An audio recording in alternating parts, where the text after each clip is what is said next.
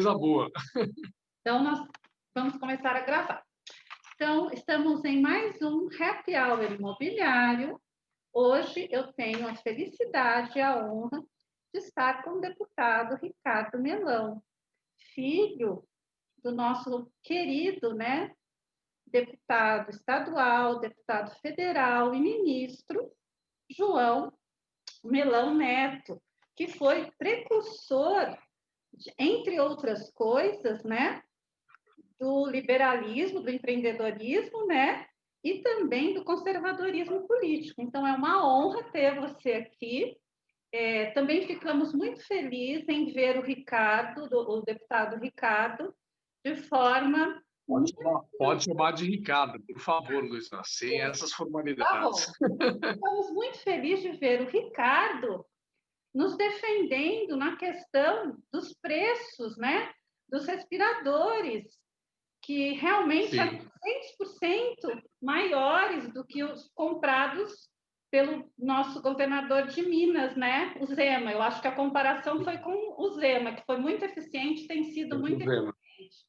E eu gostei muito da frase do Ricardo, que ele falou: decreto de calamidade não é um cheque em branco. Então, agora eu vou apresentar o Ricardo. O Ricardo, ele é formado pelo Mackenzie, ele fez administrativo na Getúlio Vargas e fez também gestão pública, um MBA lá. Você trabalhou durante 6 anos nas subprefeituras periféricas, da periferia, onde você atuava em esportes, administração e finanças. Também fez passei pelas duas áreas. Também fez consultoria de infraestrutura, de regulação de estudos econômicos, também prestou consultoria. Em 2016, você foi candidato a vereador. Foi o segundo deputado, foi suplente em 2017. Do Novo. Isso, do Partido Novo, foi o segundo mais votado do Partido Novo, que é um partido que realmente tem trazido pessoas novas com poder de persuasão e de trabalho muito grande. Vocês trabalham bastante, a gente verifica isso de forma muito honesta. Sim, a gente se esforça. A gente se esforça bastante. Isso é muito importante, a gente fica muito feliz, Quem vota em vocês fica feliz. Eu voto, no Novo, então eu fico feliz. Em 2017, você participou da Secretaria Municipal de Gestão em São Paulo, Você fez na parte de corte de custos e desburocratização, Na verdade, eu participei da equipe, que foi responsável pelo corte de custos, eu compunha a equipe, e o meu trabalho especificamente era o de desburocratização normativa. Minha missão era essa. Que é o que você... Era as portarias. E revogar as portarias, tanto da Secretaria depois da Prefeitura. Certo. Em 2018, você foi um dos 133 líderes entre 5.000 do Renova BR, ou seja, você também fez o Renova BR, você se preparou também com mais esse estudo. E você foi eleito deputado estadual com 27.150 votos. E na Assembleia, você foca, nas comissões de Finanças, Orçamento e Planejamento e na Comissão de Assuntos Metropolitanos e Municipais. E a sua bandeira é respeito ao dinheiro do pagador de impostos. Resumindo, era bem... Eu estudei você e eu também te acompanho. Você trouxe para a gente uma coisa sensacional, o Código do Empreendedor, que você vai falar um pouco aqui para a gente. Vocês, não sei se foi só você, acho que todos no Novo perceberam o cavalo do Dória, que você vai explicar o que era, que é uma coisa muito importante. E nós vamos falar aqui, como o nosso canal ele é muito voltado para o direito notarial, direito notarial, imobiliário e registral, nós vamos falar das obras, das obras paralisadas. O nosso tema é esse. Então, eu gostaria, Ricardo, de agradecer você, agradecer quem está nos vendo e pedir para você fazer as primeiras considerações. Obrigado, Luiz. Olha, um grande prazer aí participar do seu programa. Né? Obrigado aí pelas boas menções que você fez ao nosso trabalho. E, bom, eu acho que já apresentou boa parte aí da minha vida, então não sobrou muito a dizer, né? Mas Ah, eu não, sempre tem bastante. vou falar, você já fez toda a parte do currículo onde eu trabalhei, o que eu fiz, onde eu me formei. Vou falar um pouco mais de mim, pessoalmente, as minhas aspirações. Eu sempre gostei muito de política. Tive, né, meu pai político em casa, meu pai era um jornalista que exerceu durante um tempo da vida a atividade pública e política, sempre foi um defensor, né, como jornalista, das ideias liberais, são as ideias do Partido Novo, que é o meu partido hoje, que defende isso abertamente. Então, o que eu faço é justamente continuar aquilo que ele tinha iniciado, só que no meu tempo, do meu jeito, no meu estilo. Basicamente é isso. Então, sempre apreciei muito, né, a atividade política, mas nunca me identifiquei muito com o sistema político como existia. Eu sempre menciono, e eu gosto de mencionar, a minha experiência trabalhando em prefeitura e até sendo filiado, já tendo sido filiado de outros partidos políticos, eu estou no Novo com muita convicção de acreditar que o que o Novo propõe e o jeito que o Novo é instituído e é formado como partido, toda a governança dele, é óbvio, é um partido como todos os outros, você tem problemas, mas problemas muito mínimos e muito pequenos diante dos partidos que nós temos. E o Novo já foi criado de uma forma pensando, né, num partido como uma verdadeira instituição democrática, com governança, né, não usando o fundo partidário, sendo mantido só por aqueles que acreditam, um partido que reúne pessoas que compartilham os mesmos princípios, valores e ideias e busca selecionar essas pessoas, aqueles que estão mais aptos a exercer atividade política. E aí nós temos toda uma governança, você tem um diretório, por exemplo, o diretório do partido, que é dirigente do partido, não pode ser político ao mesmo tempo, para não ter esse conflito de interesse. E é o único partido que tem esse tipo de governança, com processo seletivo, tudo. Deixa eu E te aí, perguntar, você fez o obviamente, processo seletivo? Você fez processo fiz, seletivo? fiz o processo seletivo para ser candidato a vereador em 2016 e depois fiz o processo seletivo para ser candidato a deputado estadual em 2018. Então, passei por ele e, o Partido Novo é um partido em formação, um partido que cada dia mais se aprimora e é um partido que vai crescer, ele cada vez mais cresce. E diante do que nós vemos aí, é um partido muito melhor do que tudo que nós temos. É, o que a gente Pela governança percebe. do Novo, pelo que o Novo propõe e a forma como o Novo age. É isso que eu ia falar. Como vocês agem, a gente percebe isso na vereadora, em vocês, nos deputados federais. Vocês realmente se preparam, estudam a matéria e falam coisas e resolvem muitas coisas. Por exemplo, esse código do empreendedor. Sim. Como que você, como que surgiu e o que realmente ele vai trazer de bom para o empreendedor, fala resumidamente, porque isso, ao meu ver, é um ganho não só para o estado de São Paulo, provavelmente esse código ele vai acabar indo para o Brasil todo, né? Aliás, bem colocado. Bem colocado. A bancada federal já apresentou um modelo semelhante, né? Nossa bancada federal do Novo, lá em Brasília agora, do Código de Defesa do Parabéns, Emprego. então, hein? Então, Ah, explica para a obrigado. gente, por gentileza. Vamos lá.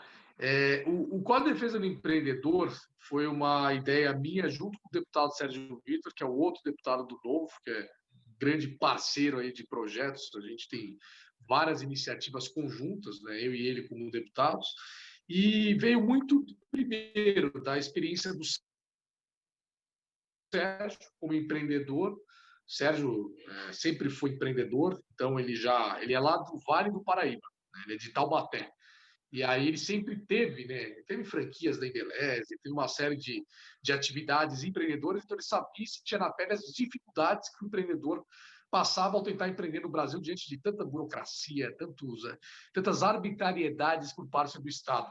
Eu vim com essa formação jurídica, num determinado momento da vida, até não está na minha biografia, mas eu tentei empreender, não fui muito bem sucedido na época, né? Acabei escolhendo o negócio errado, Eu tinha pouco capital ali de giro, arrisquei bastante, um pouco ousado, aprendi muito faz uns bons anos atrás, mas Ah, pude sentir um pouco também dessas dificuldades. Empreendedor no Brasil é um herói. E vai muito também, então juntamos nessas duas experiências, e eu com apesar de ter estudado direito, ter toda essa formação jurídica, eu sempre fui um pouco revoltado com o excesso de leis, regras que nós temos. Eu sempre quis uma coisa muito mais simples. Gente que estuda sabe, né? Então eu olhava e falava, mas, poxa, é lei que não acaba mais. E quando eu entrei tem na lei que não prefeitura, pega, é isso mesmo, é um lei que não exagero. pega, exato. E aí eu acredito muito no ordenamento jurídico, que o Estado de Direito, mas no Estado onde você tem regras claras, simples, que todos entendam, porque assim que as regras são cumpridas. Quando você tem um excesso de regras, de leis que esparsas, falando sobre o mesmo assunto, que umas até que se contradizem, é muito difícil, tem muita insegurança jurídica. No Brasil, a gente não pode descumprir a lei alegando desconhecimento. Aliás, em lugar nenhum. Então, lei tem que ser uma coisa séria, tem que ser uma coisa que todos cumpram. Não pode existir isso que você falou, lei que não pega no Brasil. E aí, né, então eu com essa envolvido também nessa questão de, poxa, vamos tornar o ambiente mais simples e também, né, nós dois unidos pela nossa visão de sociedade, né, que a gente tem uma pauta muito clara ao defender que quem gera riquezas na sociedade são as pessoas, não é o governo. O governo extrai riqueza. Empreendedores. Exatamente. O governo não produz riqueza. Quem produz riqueza é a sociedade. É você, Luísa, na sua atividade. São várias e várias pessoas que empreendem. Né? O conceito de empreendedorismo ele é muito amplo. Não é apenas um grande empresário. Né? Você tem Não, várias pessoas empreendendo aí da sua forma, do seu jeito, do seu tamanho. E a gente sabe que as grandes empresas hoje elas têm condições de contratar bons contadores, bons advogados, não são as que mais sofrem com a burocracia, porque elas têm estrutura para lidar com isso, né, claro. com as questões todas. Quem sofre mais são os pequenos empreendedores. E aí, a nossa ideia foi justamente, não, vamos criar uma lei inspirada, né, na Lei de Liberdade Econômica, que foi aprovada em Brasília, e aí até um fato interessante, você entendeu por que a gente também teve essa iniciativa. Lá em Brasília, um dos responsáveis por ela, que saiu, foi da equipe do secretário do Paulo Emel, que foi secretário até então no Ministério da Economia, de desburocratização, governo digital e gestão de pessoas, e gestão, né? E ele foi meu chefe na Prefeitura de São Paulo quando eu fiz o revogaço das portarias na Secretaria de Gestão. Ele era o secretário de gestão. Então, ele também, como um bom grande liberal, aproveitamos, né, que ele tinha feito a lei de liberdade econômica e já juntou eu e o Sérgio com essa vontade de criar alguma lei que Muito legal. protegesse o empreendedor das arbitrariedades do Estado, que facilitasse, né, as pessoas de poder abrir seus empreendimentos, poder exercer sua atividade empreendedora. Nós aproveitamos e falamos, vamos fazer o seguinte, vamos criar um código. No começo, o nome era, inclusive, Código do Empreendedor, né? Código de Empreendedor. Mas parece que se já tem iniciativas semelhantes, foi, não, vamos imprimir no nome algo mais simbólico que a gente deseja, que seria Código de Defesa do Empreendedor. E é muito Porque, melhor, exatamente. porque até por uma questão cultural, Luísa, porque no Nossa, Brasil, se você for sensacional. ver, porque no Brasil, se você for ver, você tem Código de Defesa do Consumidor, você tem a CLT, e são todas leis que visam proteger determinados segmentos da sociedade, só que proteger de quem?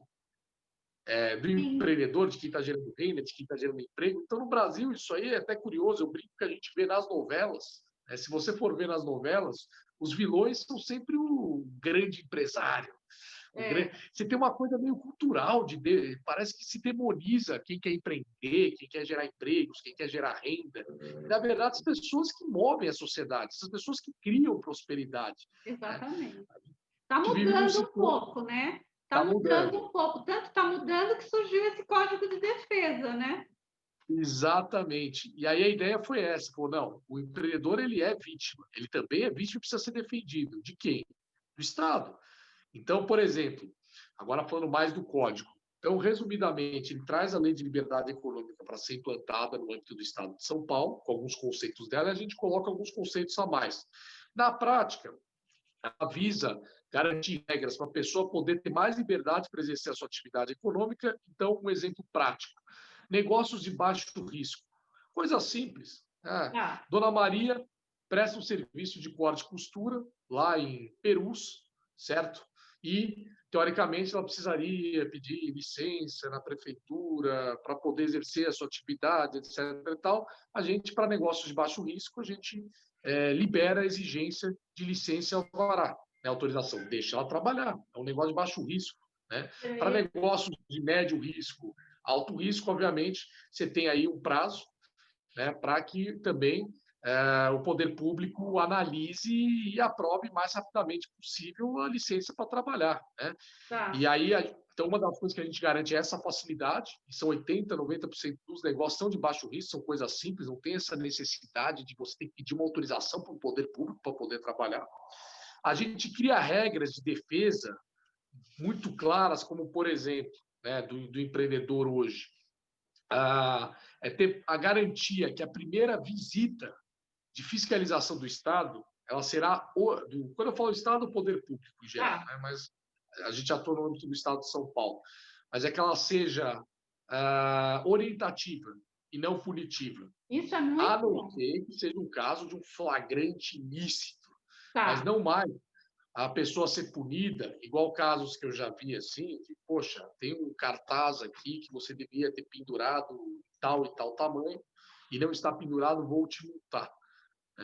Tem um erro aqui, você não respeitou a metragem ideal para isso e para aquilo. Que é aquela coisa que a gente sabe que quando vai lá um agente público, um fiscal, né, o popularmente conhecido como fiscal, vai lá para ficar achando pelo em ovo e multando estabelecimentos. A gente já sabe das dificuldades do cara investir dinheiro para a pessoa estruturar o negócio, para montar a sua loja. É difícil sobreviver. Mesmo sem tudo isso, já é muito difícil sobreviver, né? Porque você toma um risco. Quando você vai empreender, você está tomando um risco. Pode ser que dê certo ou não. E você está querendo prestar um serviço. Não existe um empreendimento que dê certo que você não dê um retorno para as pessoas. Né? Ninguém compra o seu produto ou o seu serviço à toa. A pessoa, quando compra ou quando paga pelo seu produto, ela está preferindo ter o seu produto do que o dinheiro dela guardado. Então, se a pessoa não traz esse benefício, né, não vai existir uma atividade que uma hora não vai sustentar. A gente já sabe das dificuldades quando a pessoa arrisca para isso. Imagine, então, você ter a sua atividade viabilizada por ações arbitrárias do Estado. Então, uma das coisas é essa garantia. Existe um outro instrumento que nós criamos, que era uma situação que chegou muito através de empreendedores, que quando a gente fez o código, a gente discutiu muito com associações ligadas a empreendedores e tal. A gente fez um Vocês ouviram, né? Vocês ouviram. Ouvimos bastante. Até porque tem coisas, Luísa, que estão na realidade que vive o dia a dia. Né? Então, eu ouço bastante. Minha experiência é mais jurídica, do poder público. Né? Tive essa experiência de empreendedor durante um tempo, tal, mas o dia a dia está lá. Quem está no dia a dia há anos sabe muito melhor do que eu dizer o que acontece. E uma delas, que foi até um instrumento que nós criamos, que é o IADD, Incidente Administrativo de Documentação Desnecessária. Esse é um recurso na esfera administrativa que nós criamos, e aí a gente cria uma obrigação do poder público, nesse caso, responder em até 5 dias, que é, por exemplo, quando alguém exige para você abrir o seu empreendimento uma documentação, você olha e fala, o que isso tem a ver com o meu negócio?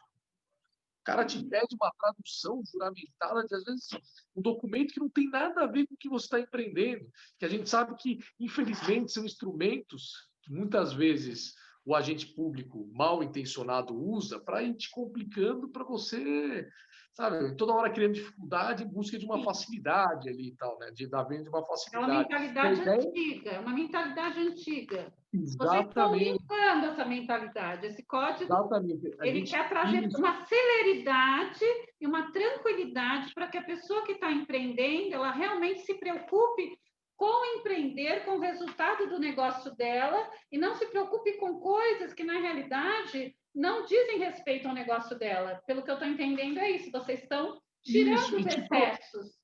Isso, exatamente. Tirando os excessos e trazendo normas que garantem que você se sinta protegida de eventuais arbitrariedades. E aí tem várias outras, né, nesse mesmo sentido. Mas se você for ver o código, é justamente criando essas regras, essas diretrizes, para que o empreendedor se sinta... deu uma tranquilidade para o empreendedor, maior tranquilidade, estimulou o empreendedorismo, que é uma das suas, inclusive, bandeiras, né? O empreendedorismo, te proteger. liberalismo. Isso, facilitando a sua entrada, facilitando, né, a sua vida para empreender. Uma outra coisa, por exemplo, é acabar com aquela exigência de licenças penduradas na parede. Sabe, quando o fiscal chega lá, ele quer Sei, ver no seu estabelecimento aquele monte de. Parece. Eu sei. brinco que é aqueles consultórios, quando você vai em bons médicos, né? Já tinha lá um médico que tinha aqueles diplomas na parede e tal. Às vezes você entra no estabelecimento, tem que estar em local visível e tal. Você fala, gente, qual é a necessidade disso hoje? Hoje, coloca lá um QR Code, É isso permita que eu que ia isso falar. fique, permita a digitalização de documentos, a gente coloca isso também no projeto, e uma série de outras coisas, mas o sentido do código inteiro é justamente criar normas que te protejam dessas ações arbitrárias por parte do Estado. Você tem garantias que, ô, peraí, você não vai abusar de mim. Que Entendeu? Tá aqui, ó. beleza, olha, parabéns. Ou seja, Obrigado. equilibrando, né? Equilibrando os direitos do empreendedor frente ao poder público, né? Para que ele Exato, também não que é o que a seja gente vítima, acredita. porque na realidade o empreendedor ele gera as riquezas, inclusive que o poder público necessita, né? Um Exatamente. negócio que funciona, ele é um negócio muito importante. Ricardo, eu gostaria de saber, então, antes de adentrar na parte das obras, né, que é a nossa conversa, Sim, das obras paralisadas, o que foi sim. exatamente esse cavalo do Dória, que tanto saiu em todos os jornais? Dá para você explicar? E como vocês descobriram naquele parágrafo o detalhe que fazia toda a diferença? E que os Ah, outros boa, Luiz. não Olha, viram, só vocês, porque vocês leem tudo, é isso. Aqui no escritório a sim, gente lê tudo, ou seja, vocês também leem tudo. tem que ser, né? Porque eu aprendi, Luísa, pela minha experiência, você não tem mais políticas impopulares desse tipo, como aumento de impostos, por exemplo, você não tem mais ela tão claramente declarada, porque isso gera resistência, é mais difícil aprovar o projeto. Então, tudo que for vir nesse caso, que, por exemplo, teve um outro episódio na própria Assembleia, que era um projeto de lei que visava aumentar o rendimento dos agentes fiscais de renda. Né? Não é mais, você não vai ter mais vou dar um exemplo, não vai ter mais um projeto dizendo, olha, quero, para os agentes fiscais de venda, quero reajustar em tantos ganhos deles, estou criando tal benefício. Não é mais assim. Porque é óbvio que chega lá, o primeiro que lê e fala, opa, isso aqui está errado. Bom, vai se criar um clima, e hoje com exposição, que vai viabilizar o projeto. Então, ninguém mais faz isso. Então, eles colocam, de algumas formas, dentro do projeto de lei, que você fica interpretando. E aí, não cabe apenas a leitura, né, porque às vezes você lê e não entende, mas conversas.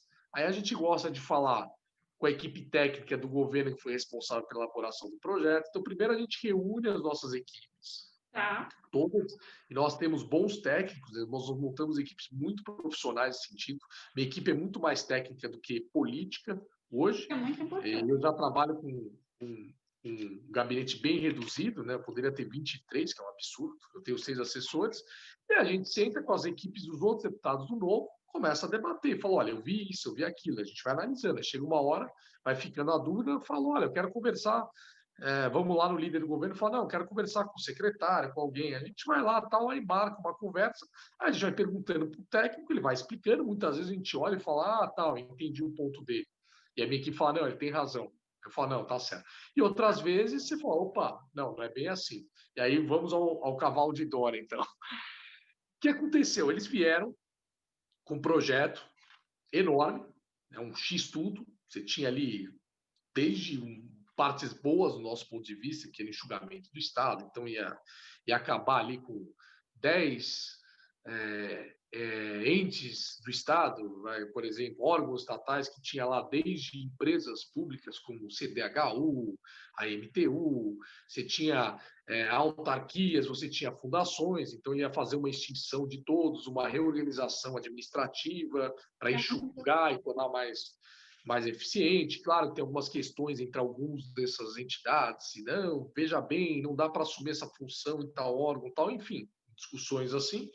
Você tinha ali uma parte ruim, né, que a gente considerava ruim, por exemplo, que era a questão das universidades, que acabou gerando um debate enorme, que permitia ao governo do Estado, né, de universidades como USP, Unicamp, essas estatais que têm a sua receita garantida pelo ICMS, Tá. Já recebe direto, mas ele dizia que se tivesse dado superávit no ano, ou seja, se você por exemplo, reitor da Unicamp, por exemplo, se de repente você foi lá, tocou a Unicamp, você fez uma gestão responsável, economizou dinheiro, porque olha, no ano que vem eu quero economizar para gastar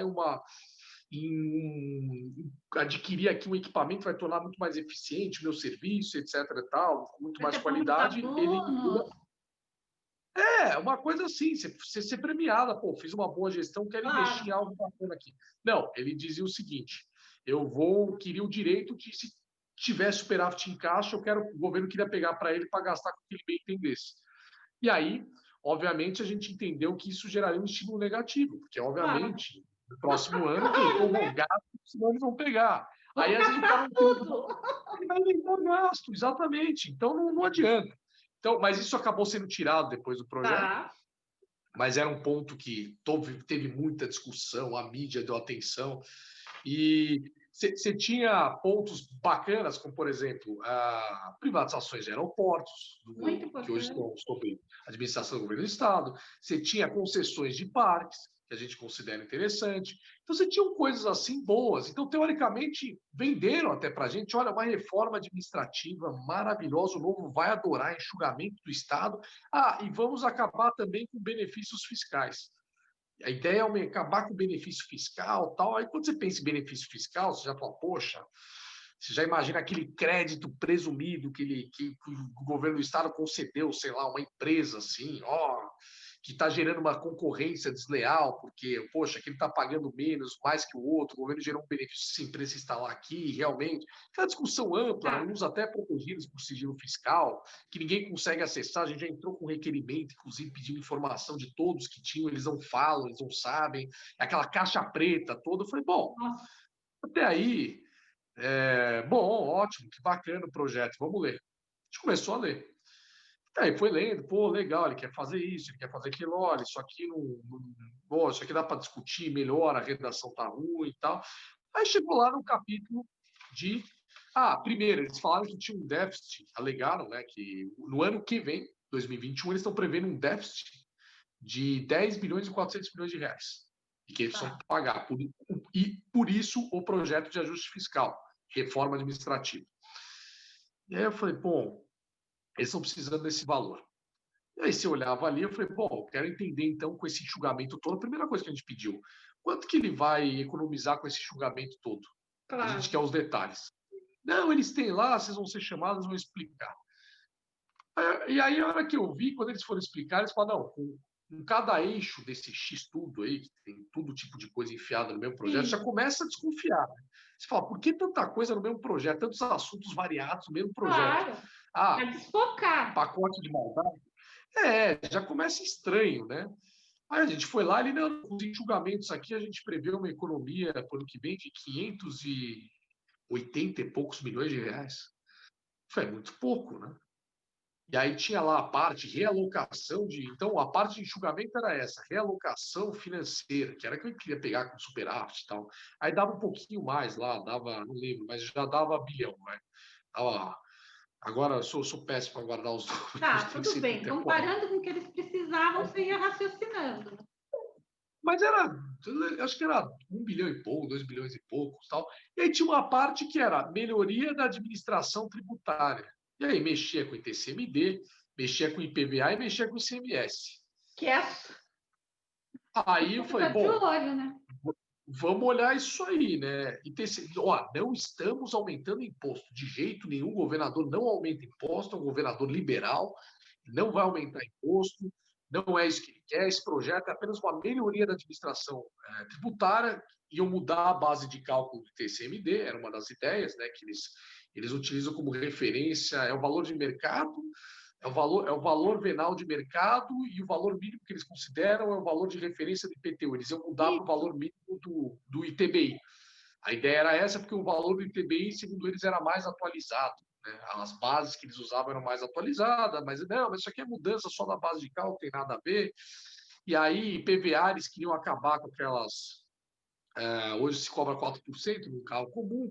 Eles iam mexer com a questão dos carros comprados por pessoas com deficiência, que era uma regra que foi criada para poder adaptar para o deficiente, e aí se abriu, foi em 2017, criou-se ali, já cara que estava operando com um pino na perna, e ele operou, tem um pino na perna, e ia lá e queria comprar o carro com Várias pessoas abriram muitas várias pessoas. possibilidades. Aí eles falaram, a gente quer acabar com isso, vamos criar critérios rígidos, tal. Eu falei, aí, claro, tem gente, não, vai tirar essa categoria, é um absurdo, tem que manter essa, aí vira uma discussão. Mas tudo bem, essas partes eram mais. Elas geravam muita discussão e muita polêmica, mas não era ainda o grosso do projeto. Falei, não, mas não está ainda. Tem algum truque a mais aqui. E aí, o truque a mais, que eu chamei de cavalo de Dória, era o artigo 24. Né?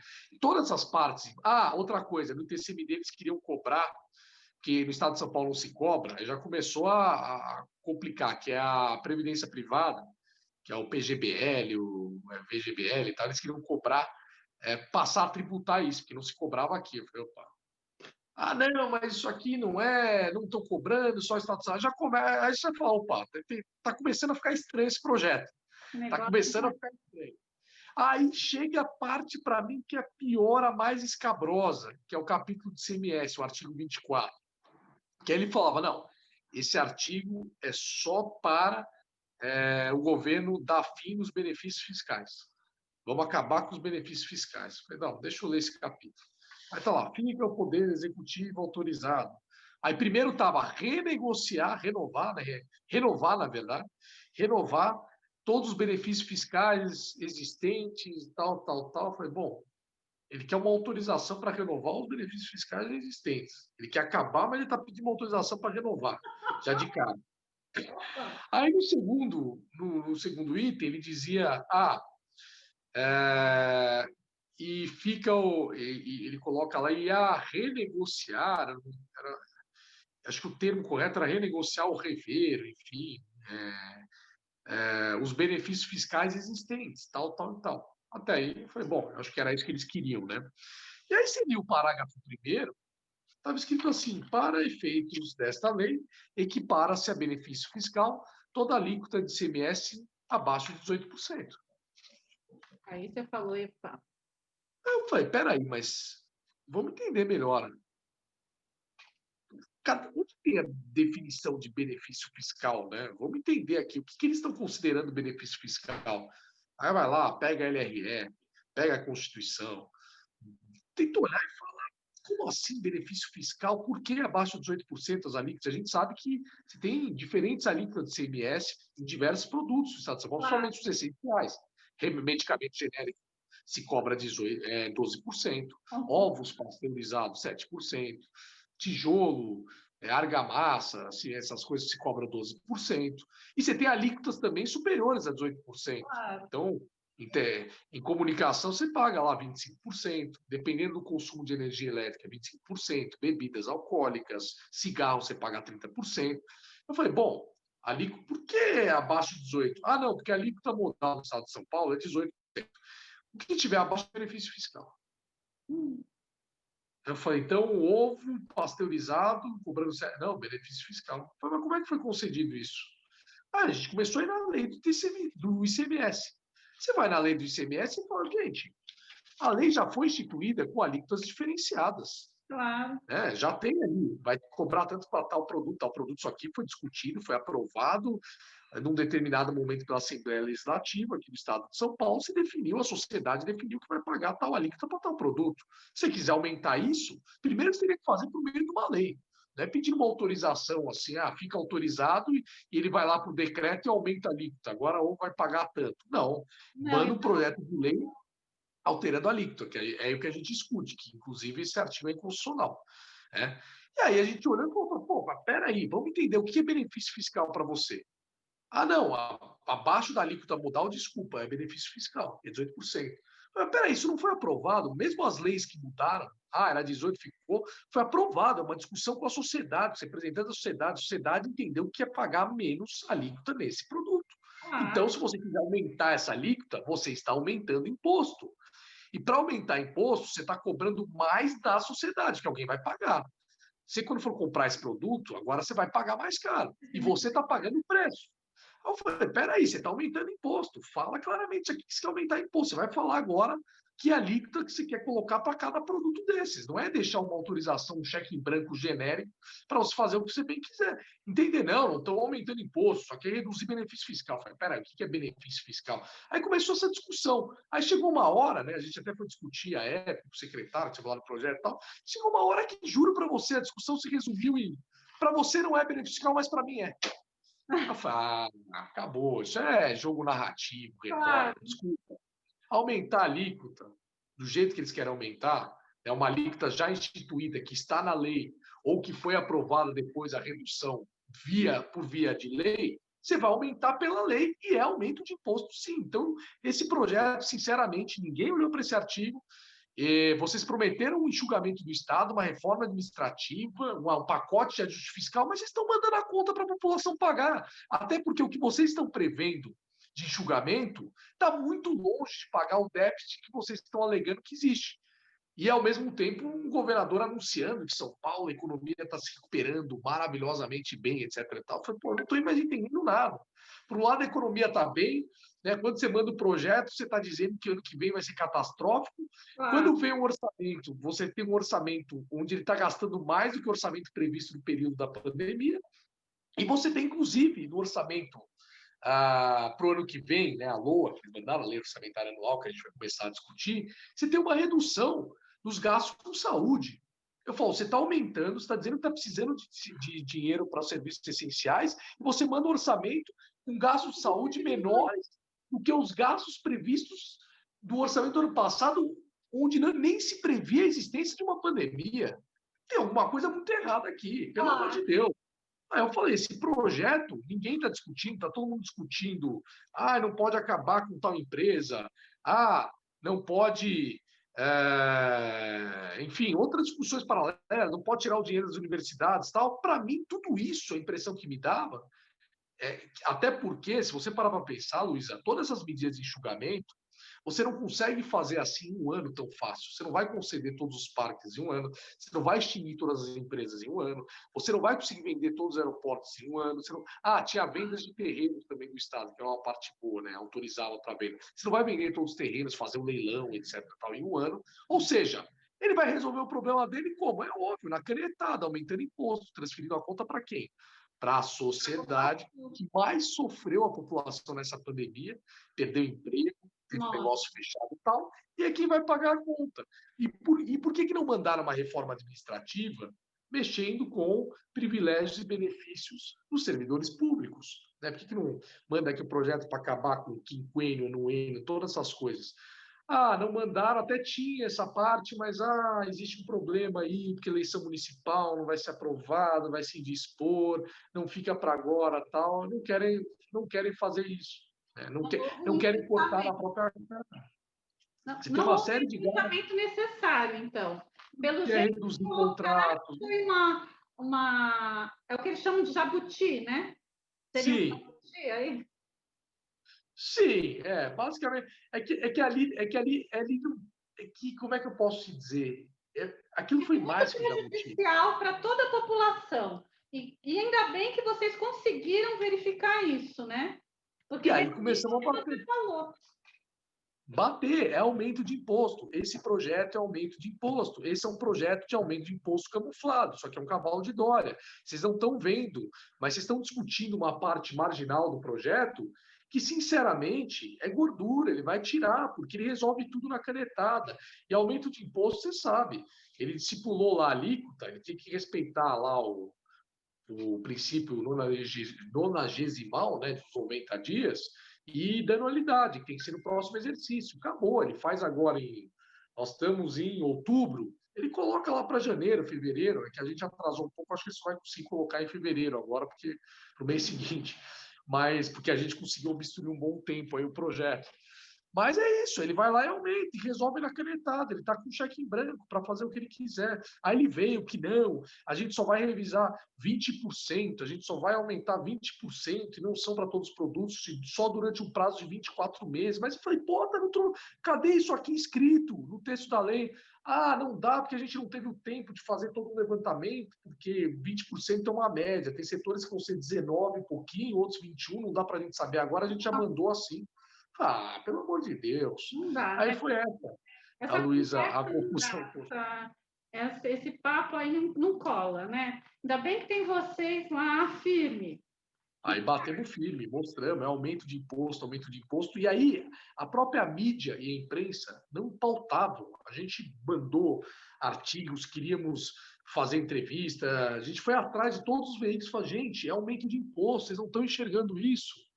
E olha, não pautam, né? O pacote de julgamento do Estado. Eu falei, não, gente, ele está mandando a conta para a sociedade, isso aqui não é nada, o projeto é aumento de imposto, pelo amor de Deus. Aí foi colocando, a gente começou a fazer discurso, começou a expor, e aí, mesmo os outros deputados estavam resistentes por outros motivos, outras pautas, começaram a bater aumento de imposto, aumento de imposto. Aí começou a aparecer, o gritante, aumento de E aí imposto, a aí foi gente pegando. Aí, quando começaram a perguntar para o governador na coletiva de, poxa, aumento de imposto, ele negando, eu falei, nossa, até que enfim entenderam o sentido desse projeto. Ele nega, ele vai negar até a morte, que é, mas eu estou explicando por A mais B aqui por que é aumento de imposto. Ele vai negar até a morte, vai falar que é fake news, como está falando e tal. Mas a gente conseguiu, pelo menos, mostrar qual era a verdadeira cara desse projeto de lei. Agora, né, ele está com uma autorização ali. Genérica com cheque em branco para chamar os setores ali e renegociar as alíquotas, né, que estiverem abaixo de 18%. Agora, nosso papel é ficar vigilante para ver mesmo, falar, oxa, vai aumentar de quem, quando, por quê. Agora, o problema é que depois de aprovado esse projeto, vai ficar só uma pressão por ele já, pela Assembleia, ele já passou. Mas ainda acho que tem muita coisa para discutir, vai haver judicializações, isso vai dar é uma discussão isso. ampla. Com Porque, certeza vai haver isso, é muito chato para o empreendedor, né? O empreendedor sim, é muito chato. Mas, pelo menos, vocês alertaram e foi um alerta extremamente importante. Todo mundo conseguiu entender esse cavalo de Dória. Foi muito bem colocado. Ricardo, vamos falar então das obras que você. Eu vejo você acompanhando muitas obras paralisadas. E vi alguns discursos seus também sobre obras paralisadas. Então, eu gostaria que você falasse para a gente quais obras, quais números de obras você acompanha e informasse a população, né, sobre o porquê dessas obras estão paralisadas, o que daria para fazer com essas obras paralisadas. Dá para você dar essa luz para a gente? claro. Então, bom, uma das principais funções do parlamentar, isso desde que eu comecei, né, tive a intenção de ser candidato, foi fiscalização. Né? Você tem a parte de criar projetos de lei, aprovar projetos de lei, analisar projetos de lei, e Tá. você tem uma parte de fiscalização, que essa pouquíssimo é feita pelos deputados, né, que acabam tendo funções mais políticas, tal, e é a mais importante, porque só depende de você. Fiscalizar só depende de mim. E aí, quando eu comecei, eu falei, bom, vamos fiscalizar, mas pô, o Estado é gigante. Eu falei, poxa, Claro. onde que a gente vai colocar? Não dá. Eu gostaria de fiscalizar tudo, né? Mas não tenho estrutura para isso, tal. Mas eu falei, bom, vamos focar, vamos aplicar o Pareto aqui, né? Onde tem o maior prejuízo, né? Onde eu posso, né, com a minha equipe ali, focar numa área que está gerando um desperdício enorme para o Estado. Obras paradas. Obras que começaram, que ficaram paradas, onde já se gastou bilhões de reais e estão deteriorando.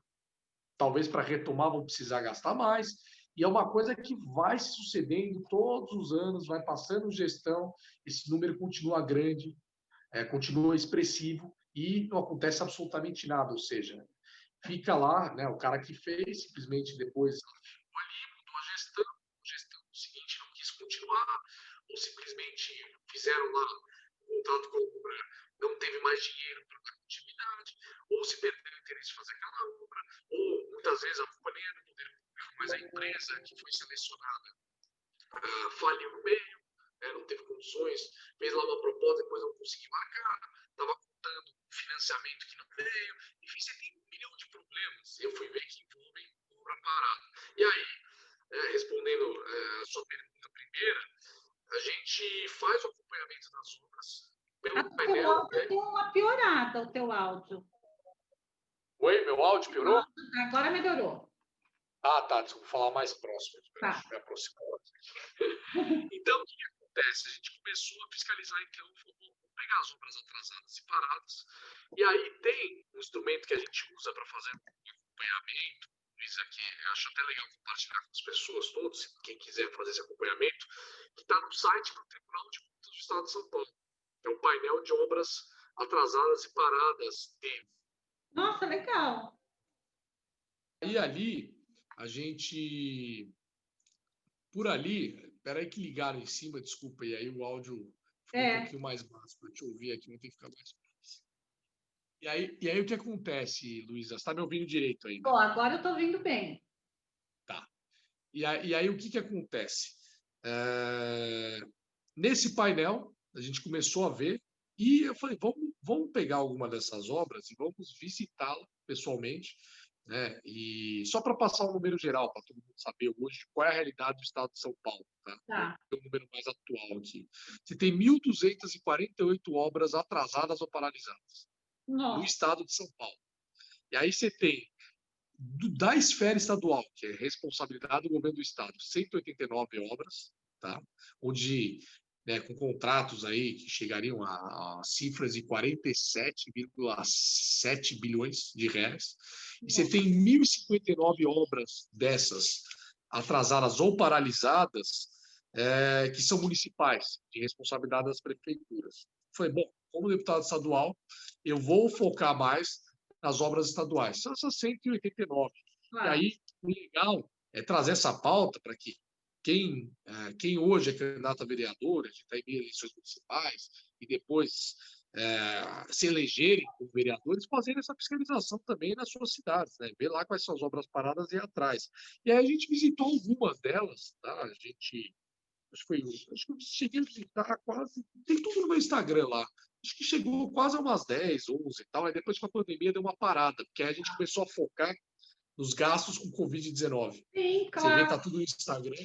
Aí eu falei, cara, vamos voltar a equipe, vamos focar, né? Porque agora, como as compras começaram a ser adquiridas, né, por dispensa de licitação, né, com o decreto de calamidade, até para atender, né, essa situação emergencial, tal, um processo muito burocrático, mas era uma brecha ali para quem quiser fazer coisas erradas, ficou uma brecha aberta. Então a gente mudou o foco. E agora voltamos para as obras paradas, né, que agora diminuíram esses gastos, tal, a gente continua acompanhando, mas não são mais, né, já se passou, né, agora vamos voltar para as obras paradas. E aí a gente fiscalizou lá, Museu da História são Paulo, o complexo hospitalar do Photoshop, teve recentemente uma obra da Sabesp que a gente foi visitar, teve um terreno que era da USP, que foi adquirido completamente parado, eles gastaram lá alguns milhões de reais e não fizeram nada com o terreno, a ideia era fazer um prédio para construir uma nova unidade da USP. Então, são várias dessas obras, teoricamente, ou que começaram ou que nem começaram, mas, enfim, estão completamente paradas. Aí eu vou trazer só um exemplo emblemático, né, para ser mais ilustrativo, que é o do Museu da História de São Paulo, né? E que essa a gente foi ver.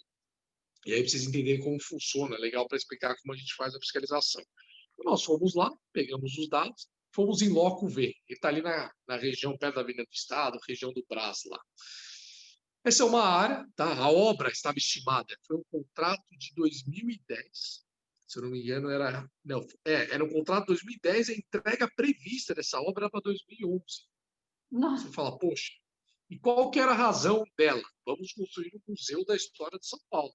Eu até te questiono, eu falo, poxa, uma obra estimada aí em 61 milhões de reais. Eu falei, bom, 61 milhões de reais, precisa construir um museu da história de São Paulo, vou dar dinheiro para isso. Questionando, né, a razão dessa obra. Né? Eu falei, pô, é necessário isso? Poxa, esse dinheiro não faria diferença numa área mais essencial, não que eu não valorize a cultura, tá? Mas, poxa, saúde, educação, segurança pública. Primeiro, vamos resolver esses problemas. Né? A gente precisa de recursos em lugar bem gastos, né, de forma eficiente nessas áreas. Aí, chegamos lá, vimos uma obra que está lá, 88% dela concluída. Então, você tem todas as estruturas feitas. E aí, qual foi a razão de atraso dela? era uma área contaminada. Era Nossa, uma área contaminada, porque ali tinha antigas fábricas, tal, e aí que lidavam com produtos, enfim, que teriam contaminado todo o terreno, e aí se gastou uma nota da descontaminação desse terreno. Então pensa que foi gasto, olha, uma obra que não finalizou ainda, foi gasto 93 milhões de reais, 88% dela pronto. nossa. Mudou a gestão, que eu acho que era a época era a gestão Serra, mudou para a gestão Alckmin, não teve mais interesse na continuidade da obra. Simplesmente não teve interesse. O que aconteceu? Parou. Ficou ali parado. Tem aquele esqueletão, 88% dela concluída. Você olha lá as estruturas, todas feitas, né? 93 milhões de reais já gastos nela, ou seja, mais do que o valor inicial. Aí eu te pergunto, poxa, não sabia que ela era contaminada? Por que não viram antes do projeto? Por que começaram a construir para ter aquele problema todo? Né? Para paralisar tudo? Você verifica Olha a antes, a situação. gente faz, eu faço E aí está uma assessoria. parada.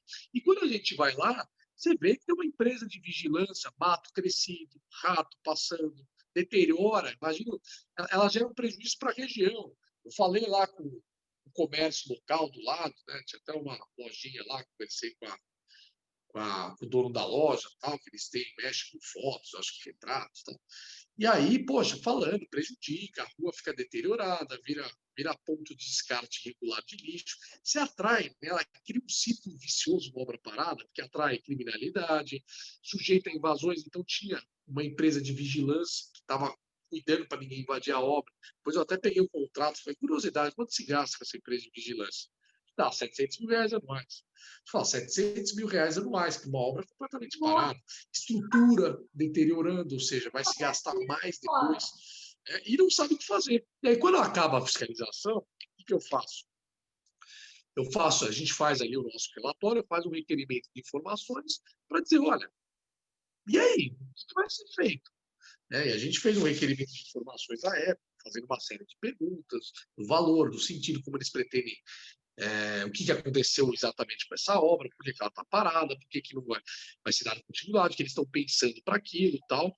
E aí eles respondem, tem prazo para responder, demora tal. E aí, conforme for o caso, né, a gente agora desenvolveu aí um bom contato com o Tribunal de Contas do Estado, que é o órgão técnico, né, do Poder Legislativo, né, ele que analisa as contas, e a gente entra com representações e etc. Então, agora a gente vai entrar a gente vai enviar lá um documento protocolar relativo a essa obra, uma obra da Sabesp, que a gente foi fiscalizar recentemente lá na Zona Leste, e que custou aí, tinha um valor total, já gastaram 4 milhões e pouco de reais, só que quando eu cheguei lá, aí você pode ver, Luísa, tem as fotos no Instagram. Eu tá. olhei e falei, olha, eu não sou especialista em engenharia, mas a estrutura que tinha ali de concreto, eu falei, gente, isso aqui, desculpa, eu não acho que foram gastos 4 milhões, eu quero que alguém veja melhor aqui, né? Eu não sou especialista em engenharia para dizer que foi ou não foi. Mas meu senso leigo, eu falei, tá estranho. Então a gente reúne lá as informações, entra com uma representação para que os órgãos responsáveis tomem as medidas cabíveis. E aí a ideia, Luísa, só para fechar o assunto, desculpa esse panorama todo, né, que eu dei aqui essa volta toda, mas tem muita coisa que dá para fazer, né? O nosso objetivo com isso é fazer um projeto de lei, e a gente tem estudado bastante o assunto, conversado com pessoas mais especializadas, para ver possíveis soluções aqui de como isso não acontecer mais. Então, uma delas é, por exemplo, tem muito erro de obra que é devido ao planejamento, né? O plano, né? O projeto inicial ter sido mal feito. Acontece muito isso, né? E vão fazendo os aditivos. Então ele faz um projeto inicial, agora começa a executar. Ai, tivemos que mudar, não estávamos prevendo isso. Tinha uma rocha no meio do caminho, tem aquelas coisinhas, né, que sempre É. vão surgindo e tal. E aí, poxa, tentar também responsabilizar quem fez o projeto, para começar a fazer projetos mais Se bem vai haver elaborados, ter alguma responsabilização. responsabilidade. Oi? Vai haver responsabilização, toda essa apuração, ela busca também a responsabilização Sim. de quem? Isso é fundamental. Sim, porque Se elas param. Exato, muda a gestão, para. E aí? Quem fez, quem assinou, quem definiu, nada. Não tinha dinheiro e foi lá, fez uma obra, não tinha dinheiro depois para terminar. As próprias empresas, quando é empresa, eles vão lá, judicializam, cobram, enfim, aí é um outro processo. Agora, e os agentes públicos envolvidos? Tem que apurar, tiveram responsabilidade, fizeram um projeto bem feito. né, de quem esse projeto foi feito pelo próprio órgão, foi contratado, responsabilizar todos que se envolvem nas etapas desse processo. Então, E posso fazer também você uma tem outras... pergunta depois? Desculpa. Posso fazer uma pergunta? Claro, claro. É o seguinte, você está falando em responsabilizar, que está perfeito. Eu gostaria de saber o seguinte, existe alguma lei que responsabilize, detalhe, até a obrigatoriedade de continuar uma obra, de ter um seguro para aquela obra, ter uma checagem da obra, que a gente fala de medição, né? Quem trabalha com Sim, obra sim. sabe, toda obra tem a sua medição. Então, quando a gente construção de condomínio e outras coisas, existe uma medição, vai um engenheiro, mede, e aquela pessoa ganha de acordo com aquela medição. E todo contrato ele é detalhado, com toda a medição, e alguns ainda fazem o que eu acho que é fundamental, que talvez devesse haver no Brasil, não sei se tem, um seguro para cada medição. Existe isso aqui, porque aí a gente conseguiria começar e terminar uma obra. Toda obra teria que ter esse contrato fechado, né? Existe isso, Ricardo? Não. Aliás, parabéns, José. Você fechou aí a charada, que é onde a gente quer chegar, justamente, né?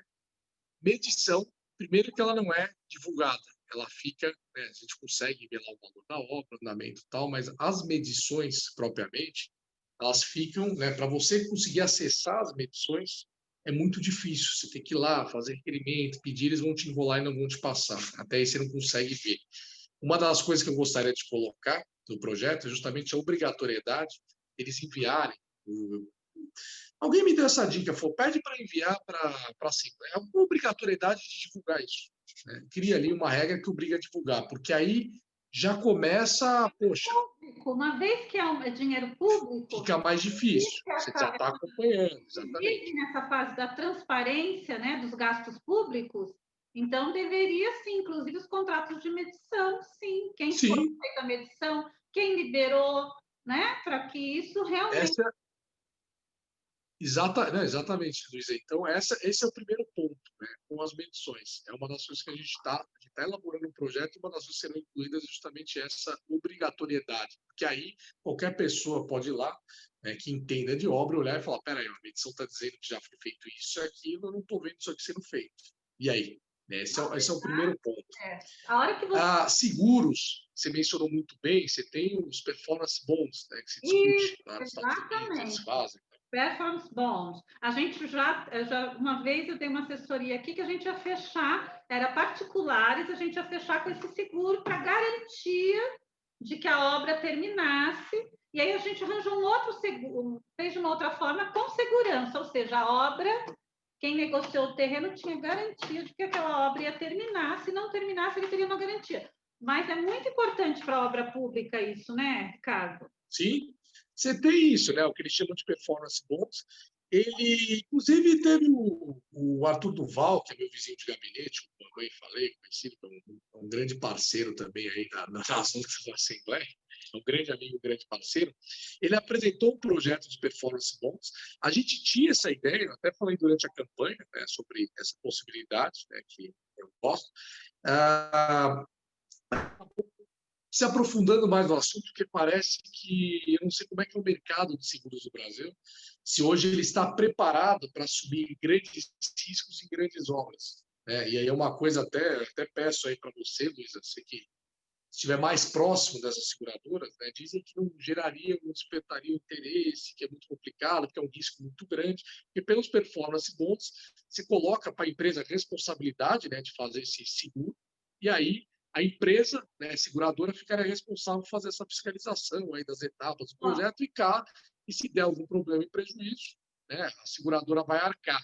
E aí algumas pessoas, né, especializadas, elas falam para mim que, olha, não é tão simples assim, a ideia é muito boa, mas aqui no Brasil é diferente. E aí a gente ficou de aprofundar isso. Se tiver algo a acrescentar aí, Então, eu agradeço, porque a gente está nessa fase. na verdade, eu acho que é tudo uma cultura, né? Realmente nada Tá, novo se torna tão simples até a hora que ele se torna simples. Quando isso se sim, torna prática, ela vai se tornar simples. O começo sim, é sempre um pouco mais difícil, mas é claro que o caminho é esse, porque nos Estados Unidos, até claro, obras, até partir de US$ 100.000, pelo menos era assim, a partir de US$ 100.000 já tinha esse seguro. E aí você ganha uma credibilidade e aí você tem investimentos maiores no Brasil, inclusive. Se a gente conseguisse, mesmo que no começo não haja tanta concorrência, vai surgir empresas de outras seguradoras que não fazem isso, que fazem fora, vão vir para o Brasil, é óbvio. O mercado, pelo menos no meu ponto de vista, o que a gente Sim, sim. enxerga, até no direito, em tudo, é que os mercados eles estão se globalizando. Então, tem empresas especializadas nisso, né? Que fazem esse tipo e que o negócio delas é esse. Então, eu Sim. acredito sim que seria um caminho, viu? Não é um caminho fácil agora, talvez não seja o mais fácil, mas é o que dá resultado. Senão, nós vamos continuar, infelizmente, com muitas obras paralisadas. E são marcos, né? Essas ideias, elas criam marcos. É como o Sim, Código do Consumidor, o Código agora de Proteção do Empreendedor. Não deve ter sido uma coisa simples. Garanto que não foi. Mas a diferença é quem faz o difícil. Fazer o fácil, todo mundo faz. Eu fico muito contente aqui no escritório quando chega uma coisa difícil. Eu sei que eu fico preocupada, mas é o difícil. Porque o fácil, vocês têm demonstrado, pelo menos, que estão para fazer diferente, sim, não é? Então, eu sim. acredito sim que seja possível. Talvez não tenha um número tão grande de seguradoras interessadas aqui no Brasil, mas uma que tenha, de repente, vem de fora até as outras. O que precisa é existir. Existindo essa regulamentação, aí a própria. Na verdade, Ricardo, agora o mercado ele regula muita coisa. A oferta e a procura regulam muita coisa no mercado, né? E depois as leis Sim. correm. Às vezes as leis surgem, o nosso mercado agora de construções públicas, pela quantidade de obras paradas, seria um ganho muito grande ter esse tipo de seguro. Então, é claro que se existe uma procura, vai surgir uma oferta. Sem Você dúvida, lei do concorda? mercado. Hã? Lei do mercado. Não é? Aliás, Luísa, não, só para complementar, tá? Não, as dificuldades jamais vão nos impedir de propor as soluções que têm que ser colocadas. Vejo, não. Como tá? É que eu estou em fase agora, por exemplo, o Código de Defesa do Empreendedor, ele foi debatido em vários segmentos para chegar no código como ele está hoje. Esse projeto, acabou o código, né? Ele foi aprovado agora, né? Então a gente deu toda a energia nele. A minha ideia não é ficar fazendo 1 milhão de projetos de lei, é fazer bons projetos de lei. Acabou o código, ele foi aprovado agora, né, bem recentemente, o governador nem sancionou ele ainda. Aliás, é um outro trabalho. Espero que não fique muito irritado aí com, né, questões de pau e não queira vetar o nosso código devido à nossa luta contra o aumento de impostos, mas, enfim, a nossa função é essa. E aí, obviamente, vai de acordo, né, pelo menos com a pauta que ele diz defender, né, que ele fala tanto que é um governador liberal e tal, a gente tem um projeto que vai de acordo com aquilo que ele disse, né, que ele prometeu, inclusive, durante a campanha e ressalta nos discursos dele. Então, agora, né, a gente tem, acho que até dia 23 de outubro, mais ou menos, é o prazo para ele sancionar, e aí a ideia minha é já pensar o próximo projeto, é que a gente já está com algumas, né? Eu te dei aqui mais ou menos algumas ideias que nós estamos trabalhando. Uma outra delas, por exemplo, é proibir que você inicie uma obra nova, a não ser em casos muito emergenciais, justificáveis, sem ter terminado uma anterior. Essa é uma outra ideia que a gente quer colocar. Aí é só para ver, né? O que eu estou discutindo é só para ver como coloca, porque, por exemplo, aí você precisa fazer uma coisa urgente, aí você precisa construir um hospital urgente, e falar, olha, enquanto você conclui o museu, não vai poder construir o hospital, aí você fala, meu Deus, você está gerando um problema. É só prever, né? Algumas questões, né, para Ricardo, não engessar muito, mas é justamente ter essa responsabilização, essa obrigação e trazer esses conceitos novos para cá, com performance bons.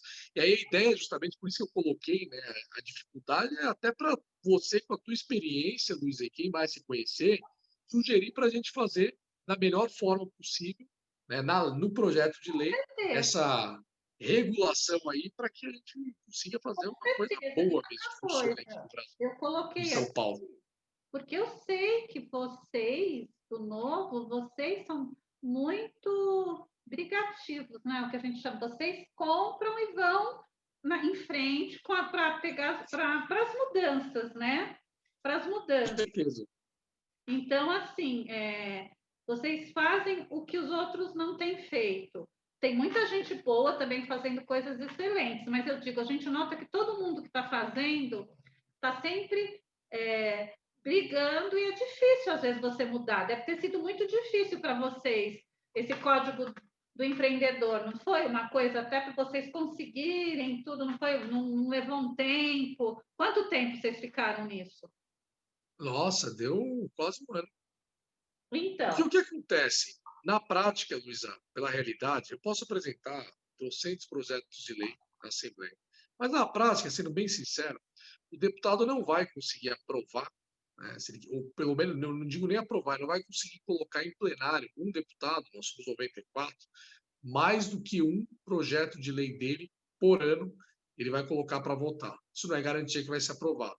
Mas, pelo trâmite da casa, já deu para perceber que, e no primeiro ano, nem todos os deputados conseguiram pautar um projeto no plenário. Né? tá. Então, eu já sei isso. Eu falei, vamos trabalhar com a realidade, não vou ficar, vamos fazer 1 milhão de projetos de lei para Não, ficar enganando as pessoas de nossa, porque tem muita coisa que é assim, né? A pessoa sabe que nunca vai ser discutido, aí vai ficar tramitando na casa até ele ir embora e vai subir, e aí ele coloca, trava a pauta, vai ficar travada ali, e aí ele faz o projeto de lei para dizer, olha como eu sou bacana, tudo solução, né? Ele vê um problema agora, de repente, sei lá, acontece alguma coisa, alguma tragédia, o cara vai lá e cria uma lei para. Vou dar um exemplo. Apareceu muito projeto de lei, logo que saiu a pandemia, etc. E tal, aí já começou o projeto de lei. Eu obrigo todos os estabelecimentos a fornecer gratuitamente álcool em gel para as pessoas. Começam as ideias maravilhosas, né? Que eles fazem para. Mas que você sabe que é muito, olha, eu propus para proteger a população. Eles têm de bastante. Infelizmente, é da é. cultura da casa que a gente tenta combater e fazer diferente. Então, já sei que é um por ano. Então, o meu primeiro foi o Código de Defesa do Empreendedor. O meu foco agora, já que eu tenho essa pauta de fiscalização, é justamente que o resultado, além das fiscalizações de apurar responsabilidades, trazer luz para o assunto, tentar dar andamento, conclusão nas obras, principalmente aquelas que são prioritárias, né? A gente tem uma que a gente viu, era o complexo hospitalar do Photoshop. Depois até apareceu na Globo. A gente visitou em janeiro, aí deu a pandemia, nossa, está faltando hospital, e lembraram, era um braço do Hospital das Clínicas, que eles quiseram readaptar, e aí ficou, era uma obra que está atrasada, andando a passos curtos aí, e que é uma obra que tinha um custo inicial de 63 bilhões, aí tá, chegou a, já está custando aí 72 bilhões com mais os aditivos, e eles previram que ia ser concluído em dezembro desse ano, mas eu acho impossível. Até brinquei lá com a médica, meu chefe de gabinete, falei, vamos lá para a inauguração em dezembro. O Hamed, meu chefe de gabinete, falou: eu quero ir na inauguração em dezembro. Ele falou que vai lá em dezembro, a data prevista, que ele falou: duvido que vão Tomara entregar esse hospital em dezembro. Mas aí a Globo foi lá, mostrou para mostrar as obras paradas da área da saúde, e essa é a mais emblemática pelo valor do governo do Estado, né, é. diante da situação que a gente precisou, né, de estrutura hospitalar. Você Então, tem, e é uma obra que era para ter sido entregue em 2014. então, Imagine você só, tem feito um em trabalho 2014. muito legal mesmo, Ricardo, checando essas obras, mostrando o quanto eu vi também um comentário seu, um discurso, onde você falava assim, olha, com esse valor, você construiria, por exemplo, uma escola, você daria escola particular para tantas crianças, ou seja, você faz um comparativo que eu acho muito importante, que é a escolha de onde esse dinheiro pode ser alocado. E agora, para finalizar, que eu sei que seu tempo, que você tem as suas obrigações, trabalhou. Eu vou entrar numa outra live. Então, o que eu queria agradecer e queria que você falasse para a gente, que é o seguinte, o seu mandato, a sua preocupação é com o pagador de impostos, né? Você atua firmemente na responsabilidade fiscal, no empreendedorismo, liberalismo. A gente vê isso de você. Eu gostaria que você mandasse um recado para quem está nos vendo. eu já agradeço desde agora essa nossa conversa, realmente foi muito elucidativa. Eu sempre penso que informação, eu carrego isso comigo, informação muda vidas para melhor. Então, quando você Sem consegue dúvida. checar essas obras paradas, você vai mudar a vida de muita gente se esses projetos evoluírem, como você disse aqui. E conhecimento, nosso mundo é do tamanho do nosso conhecimento, então é importante, essa conversa é muito importante para quem está nos ouvindo, e eu gostaria de agradecer quem está nos ouvindo e agradecer você e ouvir as suas últimas considerações. Muito obrigada. Olha, Luísa, eu que te agradeço e agora eu quero, né, obrigado aí por todas as palavras carinhosas aí que você trouxe, né? E agora eu queria retribuir e te agradecer como cidadão, né? É muito legal a gente ver iniciativas como essa, porque antigamente isso ficava muito restrito a veículos de comunicação. Então, vou falar com o deputado, ou você marca a reunião, né? Então, imagina, marcar a agenda e tal, ou se falava via imprensa, marcar uma entrevista, um jornal, uma revista. É muito bacana ver iniciativas assim, você como cidadã, né? Profissional que você é, ou profissional na área jurídica, mas querer falar, olha, tem iniciativa de quero falar com o deputado, quero gravar essa conversa com ele, com as informações que ele está trazendo, para ele prestar Claro. contas também do trabalho dele, e vou divulgar isso para os meus conhecidos. Isso é uma ação cidadã muito importante, que poucas pessoas fazem, e que é extremamente bacana, porque é isso que mantém a gente sempre fazendo o trabalho correto, sempre o trabalho alinhado, sempre se mantendo coerente com aquilo que a gente defende. Saber que tem cidadãos assim ativos que estão acompanhando, que apoiam e que cobram também, e querem saber o que a gente está fazendo. Então, fica aqui o meu agradecimento como cidadão agora, vou tirar o cargo, o crachá, como cidadão, Ricardo, queria te agradecer por essa oportunidade. E, como deputado, eu quero te agradecer por essa oportunidade de poder falar um pouco do nosso trabalho. Né? É legal divulgar. Nós vamos... Infelizmente, hoje, a gente vive uma era onde, para você poder aparecer e destacar, às vezes vale mais um tweet polêmico, vale mais um post polêmico no Twitter do que um trabalho sério, consolidado. E aí o meu medo hoje, já compartilhando agora para finalizar, é justamente não se deixe sequestrar por isso. Eu vejo muita gente que entrou nova na política, que vai ganhando popularidade, fazendo tweet. Ele se posicionou, ele xingou fulano, ele xingou ciclano. Só que a hora que você vai ver o trabalho na prática, ele não é nada efetivo de acordo com o cargo pelo qual ele foi eleito. Muita gente olhando o tweet falando, olha, ele é meu deputado, parabéns, admiro ele, vai ter meu voto o resto da vida. E eu falo, poxa, por causa do Twitter, se ele é um bom twitteiro, ele fica em casa fazendo Twitter, né, Claro. fazendo tweets e tal. Agora, para ser deputado, trabalho sério. Então, o que você faz é muito bacana. Você sempre entrou em questões aqui comigo do meu trabalho. Né? Sim, claro. Infelizmente, na própria imprensa, você vê as pessoas, quando vão entrevistar um político, eles querem entrar em fofocas, temas polêmicos. Não. Poucos entram, poxa, explica aí o teu trabalho tecnicamente. Então, Eu acho obrigado. é o que Te vai agradeço muito. interessar todo mundo que vai te ver, que é realmente conhecer o seu trabalho, que na verdade o que fica, o que vai ficar na história das pessoas, esse tweet que você falou, essas pessoas que só são uma aparência e não trabalham, elas não vão ficar para a história, elas podem até ter um momento de glória delas, mas o que fica mesmo é aquele trabalho, é aquela vocação, realmente você está fazendo alguma coisa e servindo a população. Eu agradeço de novo. Obrigada, Ricardo. Obrigado, Luísa. Disponha sempre, viu? E foi muito... Ó, obrigado. Eu já quero fazer o convite, né, para quando a gente puder, né, estou elaborando, né, esse novo projeto de lei para você. Quero que você veja, dê os seus palpites, dê Eu as suas vou ver. sugestões. Eu gosto de Quem você estar quiser muito. apresentar, por favor, para mim é útil. Eu sou um representante, né? Não sou o senhor do conhecimento nem da verdade. Eu sou um canal apenas para que as coisas boas aconteçam lá. Então, Todos eu nós agradeço somos, muito. né? Todos nós somos um canal onde a gente pode aprender muito. Todo mundo tem algo a Sim, ensinar e algo a aprender. Então, com sem certeza dúvida. será um prazer. Então, obrigada. Obrigado, viu? Já fico com o convite aqui. Tá bom. Obrigada. Tá bom? E, ó, e depois vamos fazer mais uma, viu? Ano que vem, se Vamos quiser fazer sim. uma Eu dessa, vou vamos fazer para já acompanhar. atualizar, mostrar. Pode Se Deus deixar. quiser, com novas conquistas aí. Não, como se Deus quiser, não. Eu tenho certeza que terão novas conquistas, já estão. E com resultados, Amém. para falar os resultados desse código e dessa sua atuação também, né? Que isso é importante.